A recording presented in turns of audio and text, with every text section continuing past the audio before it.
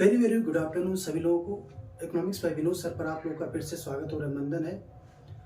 तो जैसा कि आप लोगों को डिफाइन किया गया था कि इस चैनल पर समान अध्ययन श्रृंखला के अंतर्गत इंडियन इकोनॉमी के अतिरिक्त इकोनॉमिक्स या हिस्ट्री, ज्योग्राफी, पॉलिटी के अलावा समान अध्ययन श्रृंखला में RO, ARO स्पेशल, UPSI के लिए स्पेशल कुछ और आपके लिए वीडियोस आ रहे हैं। अब वीडियो को अगर आप देखेंगे तो जैसा समान हिंदी श्रृंखला में भी हमने इसमें कुछ वीडियो आपको डिफाइन किया है।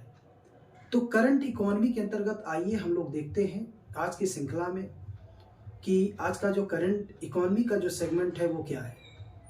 देखिए, इकोनॉमिक्स को अगर आप डिफाइन करते हैं तो जब कोई भी एग्ज़ाम आप लोग देते हैं तो उसमें इंडियन इकोनॉमी कंटेस्ट में खास तौर से जो करंट के जो मैटर्स होते हैं उनको आपको डिफाइन करना अनिवार्य होता है।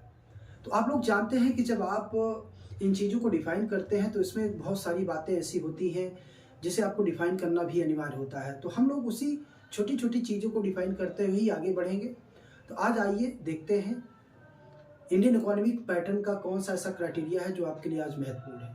तो चलिए देखते हैं आज का जो पहला सेगमेंट है वो है आपकी मौद्रिक नीति। ठीक है, मॉनेटरी पॉलिसी।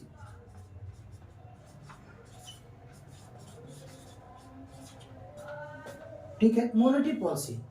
देखिए, आप लोग भी जानते हैं कि मौद्रिक नीति RBI का एक सबसे महत्वपूर्ण क्रेडिट कंट्रोल का एक यंत्र है और इस नीति की वजह से ही आप देखते हैं कि वो अर्थव्यवस्था में जो लिक्विडिटी है उसको इंक्रीज भी करता है और डिक्रीज भी करता है। बट समान तौर पर अगर आप जानते हैं कि RBI के कार्यों में मौद्रिक नीति को एक सबसे महत्वपूर्ण अंग माना गया है और महत्वपूर्ण अंग में इस मौद्रिक नीति का उसका उद्देश्य होता है कि किस तरीके से अर्थव्यवस्था में जो सप्लाई ऑफ मनी है या जो इन्फ्लेशन है या जो लिक्विडिटी है उसको कैसे इंक्रीज किया जाए और कैसे डिक्रीज किया जाए। तो मौद्रिक नीति के अंतर्गत अगर आप देखते हैं तो RBI क्या करता है, हर 2 मंथ पर, ठीक है, हर 2 मंथ पर जब वो मौद्रिक नीति की समीक्षा करता है तो उस मौद्रिक नीति में क्या करता है, वो 45ZB के अंतर्गत वो अर्थव्यवस्था में मुद्रा की पूर्ति को कैसे बढ़ाया जाए, कैसे घटाया जाए, उसको डिफाइन करता है। और डिफाइन करने की स्थिति में अगर आप देखते हैं या समझते हैं तो आप बार बार यही देखते हैं कि आखिर ये मॉनेटरी पॉलिसी का उसका उद्देश्य क्या होता है। तो उस मॉनेटरी पॉलिसी का जो उसका मेन उद्देश्य क्या होता है, यानी पर्पस क्या होता है। ठीक है, एक पर्पस होता है, आप लोग ध्यान रखिएगा। एक तो लिक्विडिटी को कंट्रोल करना, अर्थात तरलता को नियंत्रित करना। ठीक है, सबसे महत्वपूर्ण बात होता है। अब अगर तरलता को नियंत्रित करने की बात करता है तो तरलता को नियंत्रित का मतलब ये होता है कि कितनी सप्लाई को डिमांड के अनुसार सप्लाई को कितना बढ़ाना है या कितना घटाना है, उसको मनी सप्लाई को मार्केट में डिमांड के अकॉर्डिंग उसको अपने हिसाब से इसी पॉलिसी के तहत बढ़ाता भी है और घटाता भी है। तो जब मनी सप्लाई को डिमांड के अनुसार घटाता और बढ़ाता है तो इससे आप जानते हैं कि मार्केट में अगर इन्फ्लेशन की स्थिति है या डिफ्लेशन की स्थिति है तो बेसिकली उसको क्या करता है, उसको कंट्रोल करता है। ठीक है, उसको क्या करता है, कंट्रोल करता है। उसका एक सबसे बेसिक पर्पस होता है। और समान तौर पर आप जानते हैं कि RBI अपनी इस पॉलिसी को जिस तरीके से डिफाइन करता है तो उसमें इसके अलावा आप जानते हैं कि इसी का उद्देश्य होता है विनिमय दर को, ठीक है, विनिमय दर को क्या करना, स्थिर करना। ये भी इसका पार्ट होता है कि किस तरीके से विनिमय दर को कंट्रोल किया जाए। क्योंकि अगर विनिमय दर में भी अगर परिवर्तन होगा तो आपकी जो वैल्यू ऑफ मनी है, ठीक है, वैल्यू ऑफ मनी है, उसकी जो कह सकते हैं कि क्रय शक्ति क्षमता यानी खरीदने की जो क्षमता है वो कम भी हो सकती है और ज्यादा भी हो सकती है। तो वो क्या करता है कि विनिमय दर को स्थिर रखने के लिए भी मॉनेटरी पॉलिसी जैसे सत्र का प्रयोग करता है। बट वास्तविक तौर पर अगर देखा जाए तो पर्पज में उसका एक और इसमें पार्ट जुड़ जाता है, वो होता है क्रेडिट कंट्रोल। क्रेडिट कंट्रोल अब क्रेडिट कंट्रोल को कैसे डिफाइन करता है, यानी क्रेडिट कंट्रोल को डिफाइन करते समय बेसिकली उसका जो उद्देश्य होता है, उसमें जो सबसे महत्वपूर्ण पार्ट होता है, उसको अगर आप देखेंगे तो उसमें उसके दो पार्ट बनते हैं। ठीक है, दो पार्ट में एक होता है क्वांटिटी मेथड, ठीक है, एक होता है क्वांटिटी मेथड और दूसरा अगर आप देखेंगे क्वालिटी मेथड। ठीक है, क्वांटिटी मेथड और क्वालिटी मेथड ये दो ऐसे पार्ट होते हैं जिसके आधार पर मौद्रिक नीति को उद्देश्य के अंतर्गत वो कितनी तरलता की मात्रा को घटाता है, कितनी तरलता की मात्रा को बढ़ाता है, वो अपने हिसाब से डिफाइन करता है। तो उसमें अगर आप देखेंगे तो क्वांटिटी मेथड या क्वालिटी मेथड के अंतर्गत उसका जो पहला जो पार्ट होता है वो होता है बैंक रेट, ठीक है, या इसको कहा जाता है बैंक दर।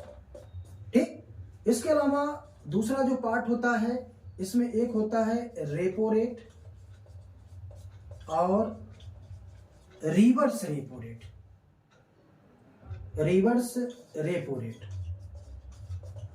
ठीक है, इसके बाद इसमें आपको दिखेगा एक और पार्ट एमएसएफ रेट।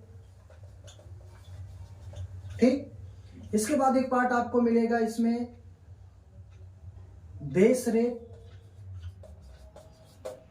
एक इसमें आपको मिलेगा 5वें नंबर पे पीएलआर, एक मिलेगा 6वें नंबर पर आपको ओपन मार्केट और प्लस इसमें दो आपको रेशियो मिलेगा। ठीक है, दो आपको इसमें रेशियो मिलेगा, एक होगा इसमें सीआरआर और एक होगा इसमें एसएलआर।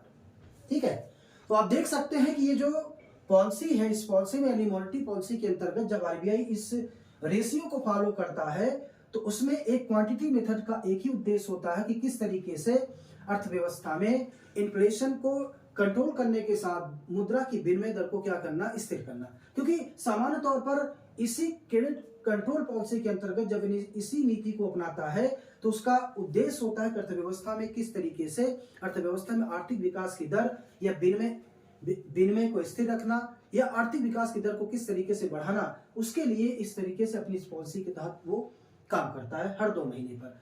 तो वास्तविक तौर पर अगर आप देखेंगे तो इसमें दो फॉर्मेशन आपको मिल रहा है, एक क्वांटिटी मेथड और एक क्वालिटी मेथड। क्वालिटी मेथड में भी अगर आप देखेंगे तो इसमें एक होता है आपका प्रचार और प्रसार। ठीक है, दूसरा आपको जो मिलेगा वो मिलेगा आपको प्रत्यक्ष कार्यवाही। ठीक है, तीसरा इसमें जो आपको मिलेगा वो होगा साख की स्वीकृति।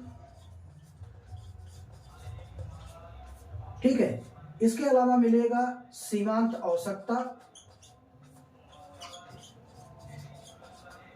और लास्टली इसमें आपको मिलेगा प्रत्यक्ष कार्यवाही। ठीक है, प्रत्यक्ष कार्यवाही। तो ये इसका पार्ट है और इसी पार्ट के अंतर्गत वो क्या करता है, इन चीजों को अपनी पॉलिसी के अंतर्गत वो बढ़ाता भी है और घटाता भी है ताकि जो क्रेडिट है यानी जो साख है उसको क्या किया जाए, नियंत्रित किया जाए और अर्थव्यवस्था में मुद्रा की विनिमय दर के साथ साथ आर्थिक विकास की दर को क्या किया जाए, डिफाइन किया जाए।